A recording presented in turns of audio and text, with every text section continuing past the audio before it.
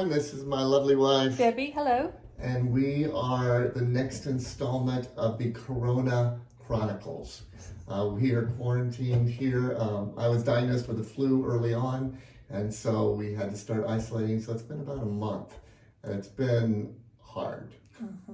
But like many of you, we've been trying to connect with our family groups, with our friends, family, via all these new things that we've been learning about FaceTiming and Google Hangouts and Zoom and a lot of technology that we're trying to put in place to stay connected. We've been able to connect with our family group for the last 3 Wednesdays on the Google Hangout. It's been really, really great. Also, we've been able to do a couple of hangouts with our neighbors in our driveway. So people just bring their chairs and we sit 6 feet apart.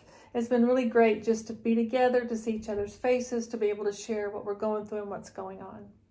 We even had a virtual choir rehearsal a couple of days ago, and so be praying about that because we hope to have a virtual choir for our Easter service.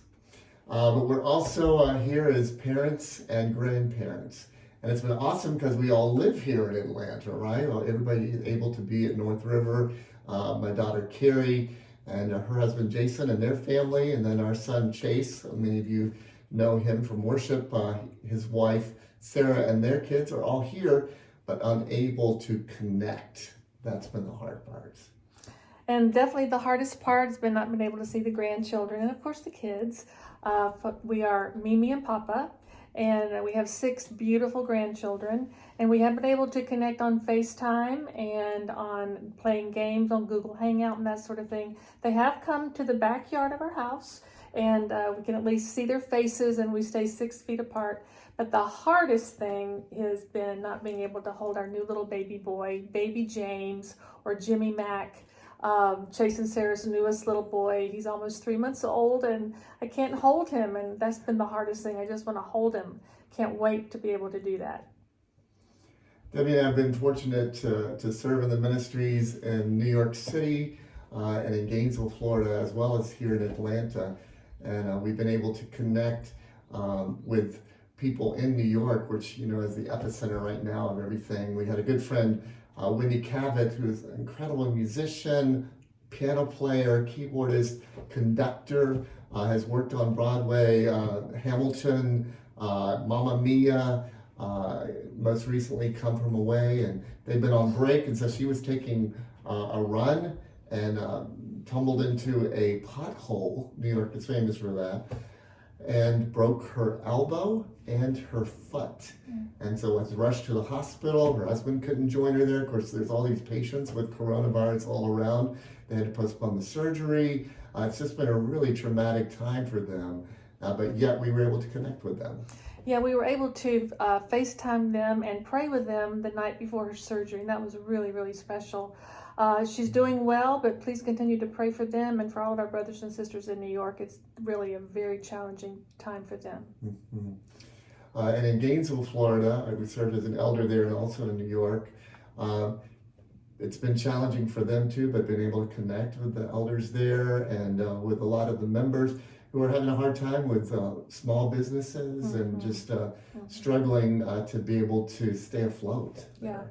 And I was talking to my friend yesterday, and she was saying, I asked her how many cases Gainesville had mm-hmm. of the virus. She said, well, not that many until the students went away for spring break. And then they came back, and now the cases has been rising quite a bit. And again, that just, I think, reiterates, most of us saw a lot of the pictures of kids going home for spring break and not doing the social distancing, and how we just really need to take this seriously, and we need to follow the guidelines of our health officials and the doctors and nurses.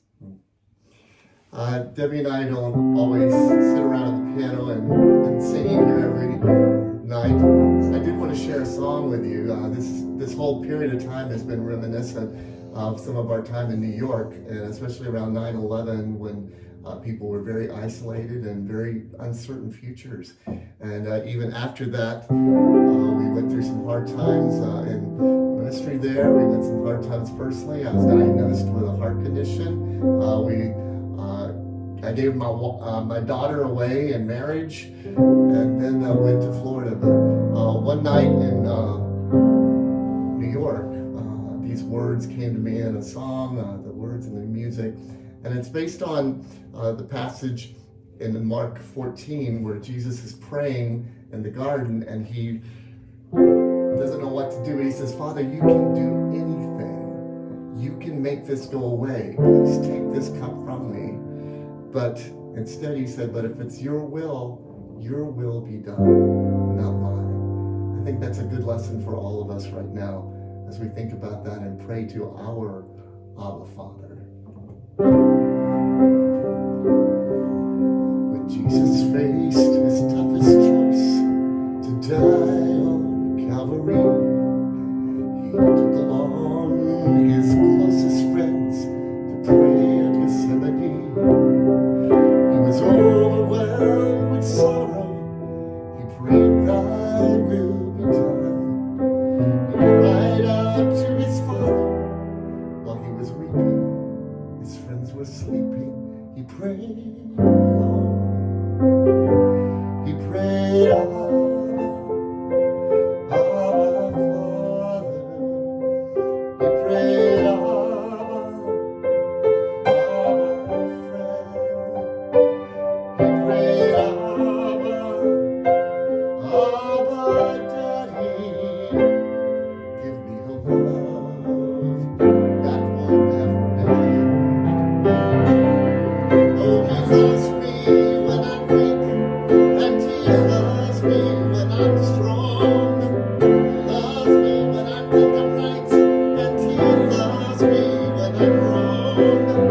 And even when I start to feel that he's abandoned me, he holds me close and loves me tenderly.